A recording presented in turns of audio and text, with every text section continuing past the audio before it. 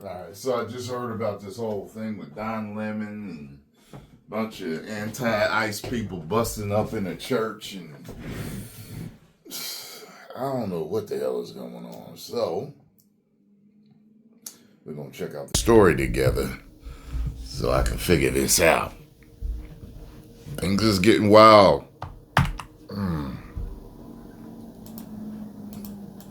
Good morning, and we're talking about what happened at this church in St. Paul. This shows the degree to which these protests have expanded in Minneapolis, and this particular incident is now triggering a federal investigation. A group of protesters stormed and disrupted a Sunday church service because of one of the pastor's possible connections to ICE. The U.S. Assistant Attorney General for Civil Rights announced there would be a federal probe over this, writing this on X. The Civil Rights Division is investigating the potential violations of the Federal FACE Act by these people, desecrating a house of worship and interfering with Christian worshipers. The White House, meantime, is considering a federal troop deployment to Minnesota with 1,500 troops now on standby. President Trump has raised the possibility of invoking the Insurrection Act if the violent protests there continue, and that drew a swift rebuke from the mayor of Minneapolis. This act was clearly designed to intimidate the people of Minneapolis, and here's the thing. We're not going to be intimidated. If the goal here is safety, we've got many mechanisms to achieve safety. Right now, we have about 600 police busting up in churches, harassing people and everything. Oh, good Lord. You ain't even safe in your church right now from these people mad at ICE. What was the pastor doing with ICE? Like, just no details on that? Are they going to give details? Like, what? Officers, and they've got 3,000 or so ICE agents and border control. What was he telling? Talking about deploying 1,500 military. This is, well, it's ridiculous, but we will not be intimidated by the actions of this federal government. And troops from the U.S. Army's 11th Airborne Division, they're based in Alaska, and they specialize in cold weather operations. They are now on standby should the president order them in. Todd and Carly. All right, Doug Lazater live for us in Washington. Doug, thank you.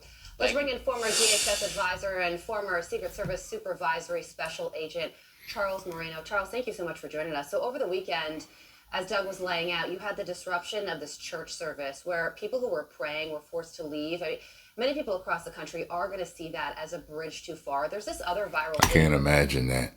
I remember when I did used to go to services. I grew up Jehovah's Witness, by the way, and that was an interesting time, but I could only imagine if people were to bust up in there yelling about ICE. Like, what? It's not even safe to worship here? That shows an ICE agent speaking directly to the camera as protesters were honking their horns, saying, what you guys are doing right now, you're supporting a child sex predator who we are trying to arrest. So that video is also going viral. Just your thoughts on these two incidents as those protests are still raging on in Minneapolis. Well, good morning. There's been a lot of red lines crossed already, both by the governor and the mayor of Minneapolis, as well as these protest groups, some originating from the local area. But as this continues to expand, many protest groups will continue to originate from outside the area and even the region as they become more organized and more disruptive. Look, unfortunately, the position of Democrats and sanctuary cities is not going to change anytime soon.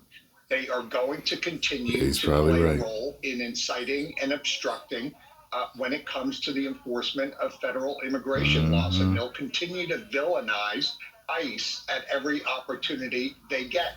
This reminds me of what they did with Trump. He's the Yahtzee leader. He's this, he's that. He's, all that stuff. And they're doing the same thing with ICE. Oh, my God. Called him Gestapo and all that crap. For authorities in Minneapolis, if they collaboratively worked with ICE, allowed them into the jails, and allowed their state and local law enforcement to work with them. But that's not something that they choose to do. Instead, they choose to give unrealistic. Oh, by the way, I was watching a video the other day on due process. Ooh, from what I've seen, a whole lot of people have a misunderstanding of due process. And you do not always get a trial. You do not always have to get a trial. They can just pick you up and put you out. Okay, so I was like, oh, a whole lot of people do not understand what due process really is. Neither did I. I was like, so even with Obama, you didn't have to have a trial. You could be put right on out. Very interesting. So everybody brush up on your due process definitions. And I still, no matter what, I wouldn't be getting in the way of law enforcement removing criminals from the neighborhood. That absolutely is insanity to me. Ultimatums to the federal government saying that in order for things to be peaceful, ICE needs to leave. And that is never going to happen. So, in light of what you just said, we have federal troops that are at the ready, in position. Should Donald Trump send in the troops, the federal troops? He might just do it too.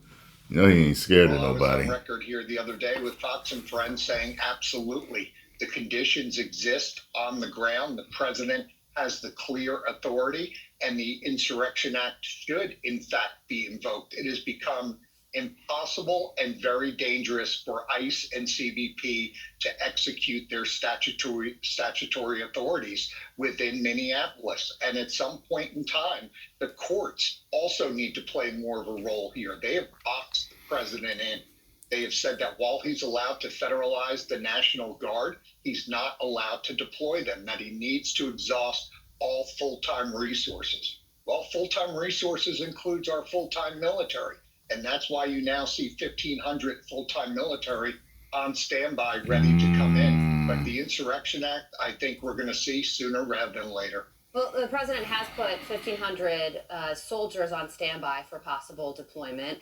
At the same time, the governor has placed the National Guard on standby for potential deployment as well. I mean, if both groups of service members are deployed, who will be defending what?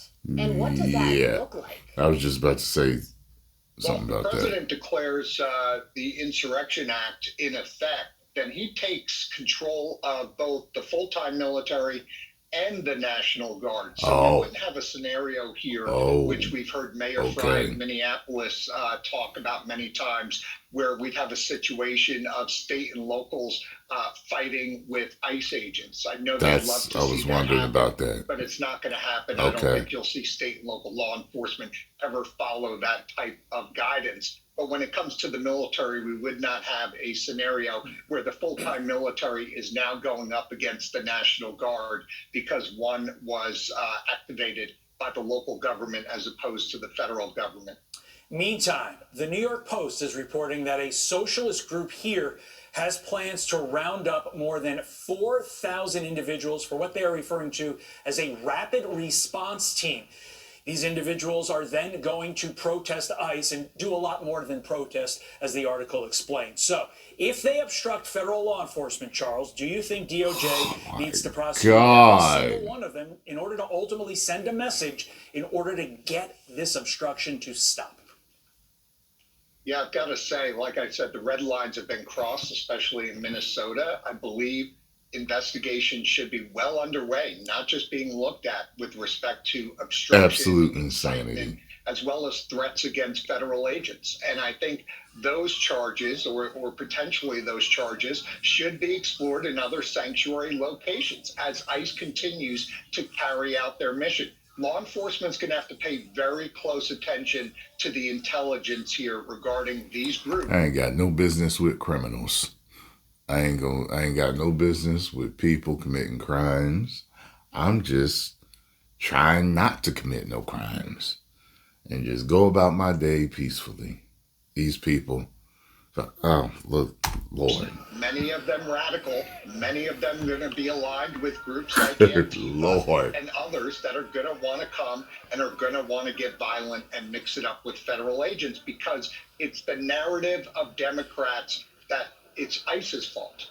ICE should be villainized. Law enforcement is at fault here for the situations that exist on the ground. And that's entirely false. And I don't think the overwhelming majority of the American public are buying into that nonsense.